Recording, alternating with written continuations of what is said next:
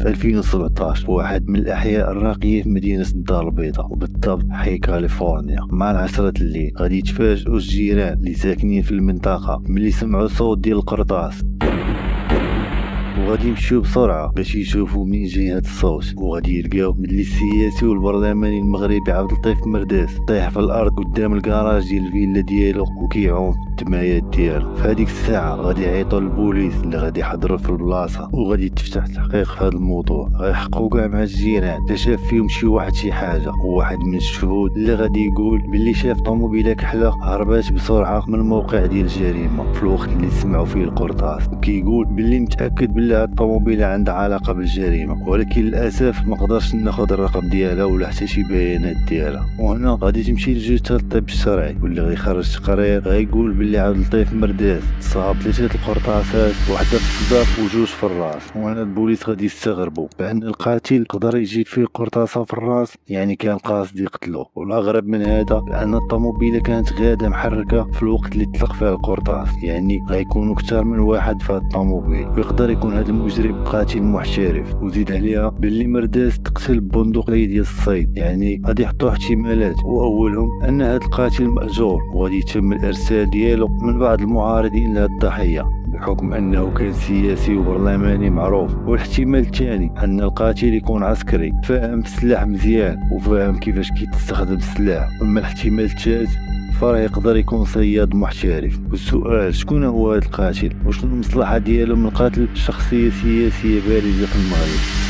غادي نرجعوا شويه للور باش نعرفوا شكون هو مرداس، ومنها غادي نقدروا نستنتجوا شكون اللي قاتل. فخليكم معايا لان التفاصيل جد مشوقه وصادمه. عبد اللطيف مرداس كان في وقت حدوث الواقعة رجل كانت عنده شي 50 عام، متزوج بواحد المرأة سميتها وفاء، وكان عنده منها ولد وجوج بنات. غادي نجيو لنهار الثلاث وبالتحديد مع 10 الليل، وقف في الطوموبيله ديالو كيتسنى الكراج يتحل. وهنا غادي تجي طوموبيله اللي كانت كحله وغتيري عليه بالقرطاس. طبعا في هذا الوقت وفي حي راقي خاوي وكالم، وغادي تلقى غير العساسه اللي ملي تسمع هاد الصوت ديال القرطاس كلشي تجمع في البلاصه وبداو كيعيطوا للبوليس ولي زومبيلونس. وهنا بقاو كيتسناو، ولكن مرداس كانت الروح مشات عند الله.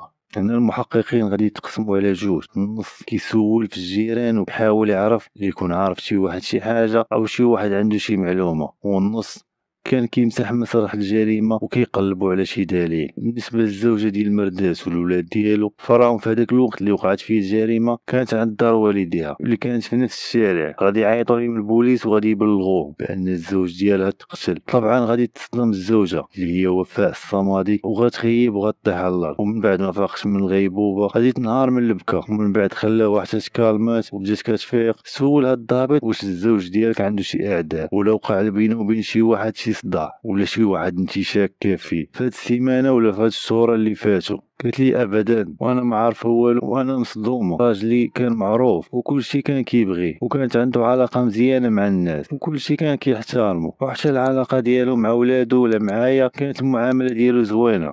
هنا غادي تزاد شكوك الضابط، احتمال يكون السبب الجريمه سياسي وماشي شخص، وهذا الشيء غادي يزيد من تعقيد القضيه. وغادي تولي القضية قضية رأي عام، وغادي يحولوها من قضية عامة إلى قضية سياسية. وهنا غادي تولي بحال كتقلب على شبرة، وهنا غادي تكون دائرة المشتبه فيهم غادي تكون واسعة بزاف وكبيرة، وما غاديش يقدروا يعرفوا بالضبط، وغادي تصعب عليهم القضية بزاف، وغادي تولي قضية سياسية ودبلوماسية. وهنا الزوجة حسيت بلي الشرطة منيسين من هذه القضية، بغات تصعد وبدات كتطلب منهم باش يديروا مجهود باش يردوا لها حق ديال راجلها. وهنا غادي تقرر انها تضغط على رجال الشرطه اعلاميا باش يزيدوا من الجهود ديالهم، وما خلات حتى شي قناه تلفزيونيه ولا شي برنامج ولا بانت فيه باش تحرك الشرطه باش يحلوا هذه القضيه. وكان الهدف ديالها ان قضيه الزوج ديالها تحول للراي العام وياخذوا البوليس الامر بجديه. وهنا غتولي تغطيه اعلاميه كبيره بحكم انه هو اصلا شخصيه مشهوره لدرجه غادي تولي تغطيه اعلاميه حتى العزو ديالو. وفوق العزا كانوا كيتسابقوا الصحافه على زوجة مرداس باش يديروا معاه مقابلات، وكل مره كتطلع في هذه القنوات وكتناشد الملك شخصيا انه يساعدها في كشف هذا المجرم اللي قتل الزوج ديالها واللي يتم ولادها. وهنا طبعا المغاربه غادي يتعاطفوا معها، ولات القضيه ديالها قضيه راي عام،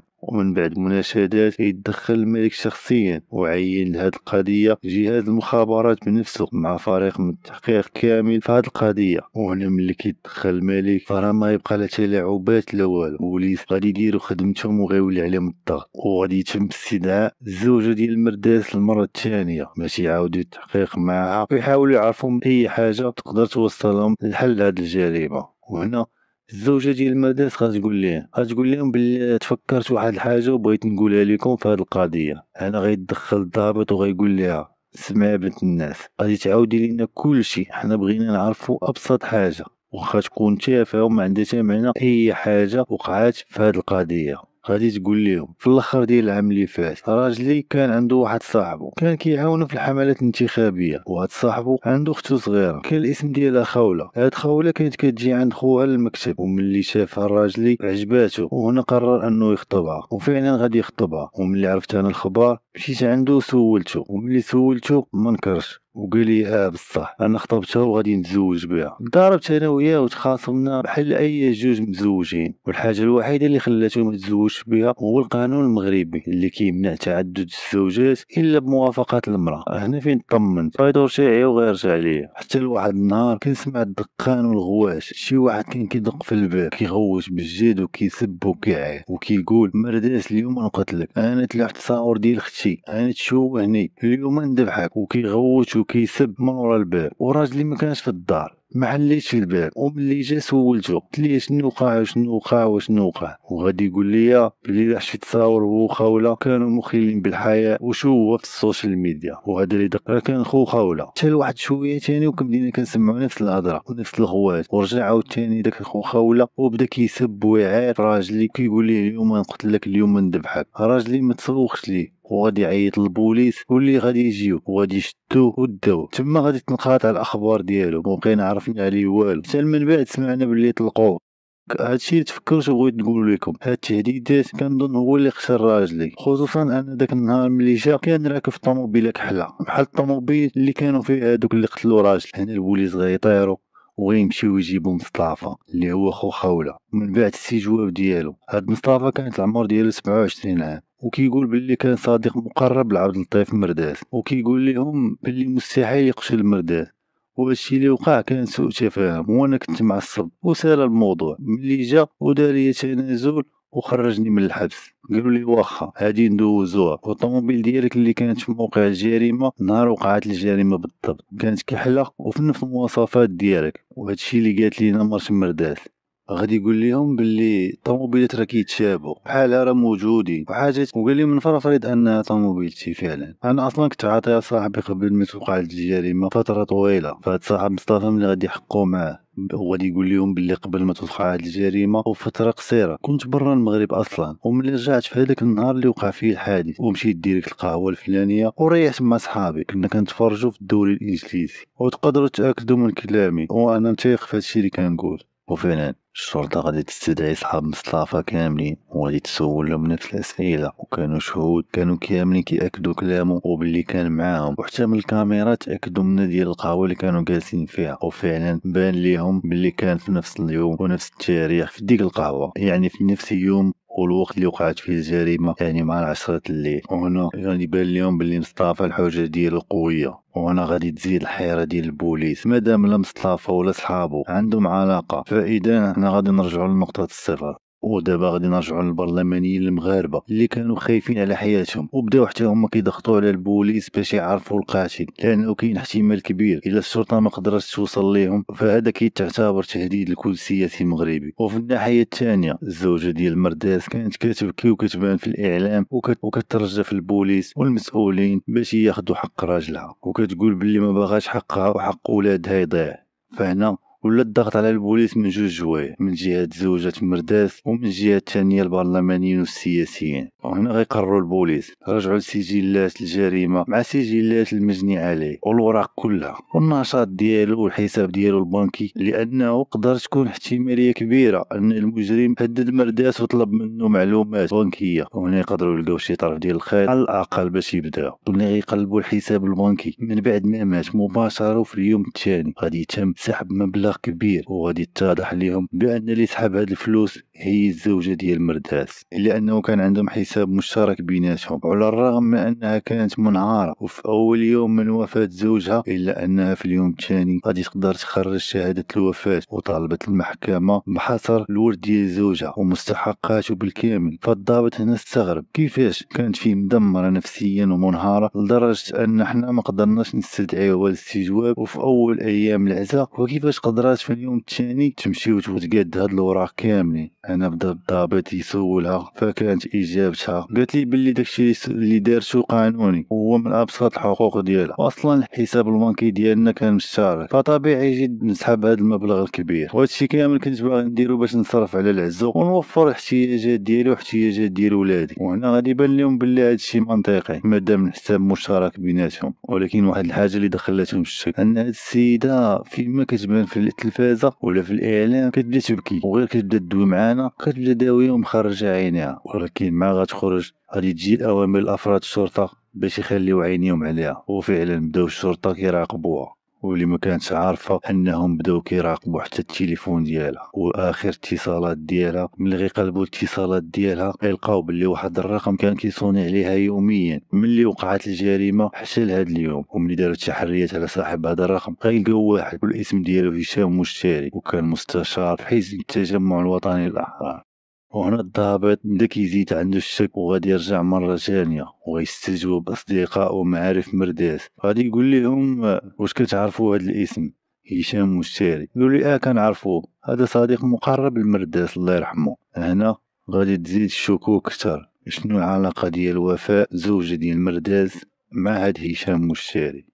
كي اللي غتبان ليه القضيه عاديه، ما حد هو صاحب مرداس فراه كيتصل بها كيسولها على الولاد ومن ورا موات راجلها وكيواسيها كل نهار. ولكن ملي كيجيو يقلبوا غادي يلقاو باللي المكالمات كانت كتكون طويله، بعض المرات كتوصل نص ساعه، ساعه، حتى لساعه ونص، حتى لثلاثه السوايع. ويوميا البوليس غادي يبداو يسولوا على هاد هشام مشتري، واول سؤال غادي غيسولوا كاع المعارف ديالو وشنو هي الخدمه ديالو خارج الحزب، واتفقوا كاع جيرانو وصحابو وحتى الزملاء ديالو اللي كيعرفوه ان هشام كيبغي الصيد ومحترف في هذه الهوايه. غادي يرجع المحقق بالذاكره للور الملف التحقيق، كيف ما قلنا باللي هذا القاتل يا اما غيكون قاتل مأجور او صياد محترف. هادشي اللي غيخلي هشام المشتري هو المشتبه الرئيسي بقتل مرداس. وهنا غادي يعطيو الامر ديالهم بتفتيش ديال الدار ديال هشام مشتري، وفعلا غادي يمشيو الشرطه للدار وغادي يدقوا عليه وغيحل لهم الباب. وكان متفاجئ، وغادي يلاحظوا عليه البوليس التوتر وقالوا لي عندنا اذن بالتفتيش، وغادي يدخلوا للدار نيشان وغادي يبداو يبحثوا على اي حاجه تقدر تاكد ليهم ان هاد هشام فعلا كيبغي الصيد. وهما كيقلبوا غادي يلقاو تحت الناموسيه بندقيه ديال الصيد بحال باغي يخبيها على الشرطه. غيديو البوليس وغيديو معاه حتى البندقيه وداو معاهم حتى التليفون ديالو.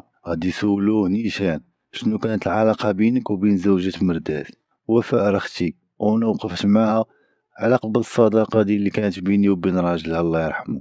يقول لي عرفتي شنو غدير دابا؟ غادي تعيط لوفاء مرت مرداس وغادي دير الهوت بارلور وغادي تدوي معاه بشكل عادي وطبيعي، وياك ثم وياك تعيق بالله راك عندنا. وفعلا غادي يعيط، بداو كيدويو عادي، بدات كتسول على الاحوال، كي داير هشام لاباس اش اخبارك الحمد لله. وهنا فين غتكون الصدمه ملي غتقول ليه بلي البوليس بداو كيضغطوا عليا وبداو كيوتروني كل مره كيعيطوا ليا، وانا خايفه من كثره التحقيقات يقدروا في الاخر يوصلوا لينا حنا بجوج. غادي يغمزو وغيقول لي قطع، وغادي يمشيو ديريكت عند وفاء وغادي يشدوها، وبدات عاوتاني كتمثل عليهم وكتبكي باش يتعاطفوا معها. وملي وصلت للبوليس غادي يقول لها البوليس، قال لها مالك خايفه، هادو غير تحقيقات عاديه باش نوصلوا اللي قتل راجلك، ياك انتي استعطفتي الملك وضغطتي علينا باش نتحرك ونديروا خدمتنا، وكل مره بينا في قناه وكل مره بينا تلفازه باش نحلوا لك هاد القضيه. هادي غير اجراءات امنيه باش نوصلوا لقاتل الراجل. وغادي ياخذوا ليها التليفون ديالها وغادي يتحفظوا عليه، وغادي يعرضوا الشرطه هاد التليفونات بجوج على الخبير، وقدر يسترجع كاع الرسائل المحذوفه. وغادي يتضح ان هشام وافق بيناتهم علاقه غراميه، ويقول لهم البوليس صافي القضيه بانت. هذا غادي يكون دافع قوي لهشام والوفاء باش يقتلوا مرداس ويحيدهم من الطريق. غادي يستدعي الضابط هشام مشتري وغادي يصارحو بالحقيقه وغيقول لي صافي تفرشات القضيه، احسن لك تعترف. قال لي اشنو كتقصد بهاد الهضره ديالك؟ غيقول لي المحقق بلي انت ووفاء بيناتكم علاقه غراميه. هنا هشام غادي يقول لا طبعا هادشي مستحيل، نتوما البوليس اكيد كتحاولوا تلبسوا لي هاد التهمه حيت ما لقيتوش القاتل الحقيقي وبغيتوا تسكتوا الاعلام وتسكتوا السياسيين والضغط اللي عليكم وبغيتوا تخلوني انا كبش فداء في هاد القضيه. ما خلاش يكمل هضرته وغادي يجبد لي الكونفرساسيون اللي كانت بينو وبين وفاء، بدا كيوريه في السكرينات وانا غادي يشد في راسو. قال لي مصافي انا غنعترف بكلشي. يعني بصراحة أنا ووفاء كنا كنبغيو بعضياتنا ومن شحال هادي، وعلى قبلها تعرفت على راجلها مرداس باش نقدر نقرب منها، ولكن أنا ما عندي حتى شي علاقة مع المقتل ديال راجلها. وتقدروا تسولوا وفاء هي عارفة كاع التفاصيل. هنا البوليس عاقوا باللي بغا يلصق كلشي في وفاء وغادي يعيطوا لها ويستجوبوها ويقول لها شنو قال هشام مشتري. هنا هي كعات وبدات كتعاير فيه وكتغوت. قالت لهم صافي أنا غادي نعترف ونقول لكم اشنو كاين. قالت لهم أنا كنت عايشة أنا وراجلي بخير وعلى أحسن ما يرام، ولكن مؤخرا المعاملة ديالو ولات باردة من جهتي ولا كيغبر بزاف على الدار وغادي ندير واحد باش يراقبو كيبقى تابعو ويجيب لي الأخبار ديالو. قال لي بلي كيمشي للدار ديال وحده سميتها خولة، كل مرة غادي يجي عندها للدار. هنا بالي بلي عنده علاقة غرامية معاها وبصراحة خفتو يطلقني ويلوحني ويتزوج بها. غادي يمشي لي عند واحد السحارة اللي غادي تخليه يولي بحال الخاتم صباعي، ولكن السحارة كانت غير نصابة وما دارت لي حتى شي حاجة ودات لي زبالة ديال الفلوس. وفي الاخير غادي يجي عندي وغادي يصارحني وقال لي بلي كيبغي خولة وغاباغي الموافقة ديالي باش يتزوج منها حيت في القانون المغربي كيمنع التعدد وضروري خاصو الموافقة ديالو. انا جاتني هادشي اللي كيقول غريب وتعصبت بزاف وعيرتو، وهنا فين بدا الخلاف الكبير بيناتنا لدرجة واحد النهار جا عندي وقالها لي نيشان. قال لي الا ما بغيتيش تعطيني الموافقة فراه غادي نطلقك وغادي نمشي نتزوج بها هي. وقع فيا الحال بزاف حيت انا اللي وقفت معاه ملي كان ما عنده والو، ودابا ملي ولا في هذا المنصب ولا عنده الفلوس بغا يلوحني. ومع الاسف غادي يبان في هذه الوقيته هشام مشتري اللي خدا الرقم ديالي وبدا كيدوي معايا وقال لي بلي خديت الرقم من عند هذيك السحاره اللي كنت كنمشي عندها. قال بلي اختو، وبطبيعه الحال عرفتو بلي معاود عليه كاع المشاكل ديالي. وهنا بقيت كندوي معاه يوميا. واحد النهار غادي نلقى التليفون ديال الراجل اللي قدامي، بديت كنقلب فيه وانا نلقى واحد المحادثه مع خولة والصور ديالو وياها بوضع اللي كان خايب. انا قررت ننتقم منه ونشرت الصور في الانترنت لدرجه ان خوها كان في مدينه خروجه ملي شاف هاد التصاور وهاد الفضيحه، وهي فاش جا البيت وهدو بالقتل، وهي فاش راجلي غادي يبلغ البوليس اللي جاو داو وغادي يجي يتبعها وغيتدخل وقال لي بلي خاصك تتزوج بخوله ونجمعوا هاد الفضيحه كامله. وهنا فاش جا عندي مره ثانيه وبقى كيطلب فيا باش نعطيه الموافقه وانا ما تسوقتش ليه وصراحه ما تصرفاتش ليا وبقيت كنتعاير فيه وكنتسب حتى خرج من الدار. ملي غادي يخرج غادي يصوني عليه هشام وكنت في هذيك اللحظه معصبه. بقيت داويه معاه وقلت ليه ما كرهتش يموت ويهنينا من هذا الشر ديالو. هنا هشام غادي ياخذ الامر بجديه وغادي يوسوس ليا بحال الشيطان وقال لي علاش ما تقتليش وتهني منه، خصوصا حتى هو قال لي ما كرهش نذبحو ونتهنى منه اصلا حيت انا كان غير عليك من اي طريقه كدوزيها معاه. وهنا خططت انا وهشام وقلت لي نقدروا نستافدوا من هذا الموقف اللي وقع لي مع خو خاوله، وقلت لي نقتلوه ونسبيوه في هذاك خو خاوله حيت جا واحد النهار وبدا كيهدو في دار وبدا كيقول لي غادي نقتلك. هنا قلت لي هشام باش يغير الطوموبيله ديالو لنفس النوعيه ديال السياره اللي جا فيها خو خاوله عندنا للدار. وقال لي علاش، ولكن قلت لي بلا ما تسولني ودير هادشي اللي قلت لك بالضبط. وفعلا نفذنا الخطه. انا الضابط بقى مصدوم وقال لها ودابا غتعاودي لي بالضبط على تفاصيل اللي نفذتوا هاد الجريمه كيفاش كان من الاول حتى الاخر. نهار تنفيذ الجريمه هزيت ولادي ومشيت عند امي باش تكون عندي حجه غياب قويه، واتصلت بهشام وقلت لي اسمع غادي تراقب مرداس حتى يوصل للدار، وملي غيحل الباب ديال الكراج غيبقى واقف يتسنى بين ما تحل وهنا صفيها ليه. وفعلا مع غيجي مرداس وغادي يفتح الكراج غادي يجي هشام وغيشري فيه 3 القرطاسات وهرب بسرعه. ومن وراها عيطت لهشام وقلت ليه خاصك تبيع هذيك الطوموبيل وتغبرها. ومن بعد هاد الاعترافات كاملين غادي تتم المحاكمة ديالهم وغادي يتم الحكم على وفاء بالمؤبد لأنها ساعدت المجرم على ارتكاب الجريمة، وغادي يتحكم على هشام بالإعدام وتم الحكم على هاد السحارة ب20 عام. الفيديو سهلة، ما تنسوش تخليو لايك وتشتركوا في القناة وتفعلوا جرس التنبيهات، والسلام عليكم ورحمة الله تعالى وبركاته.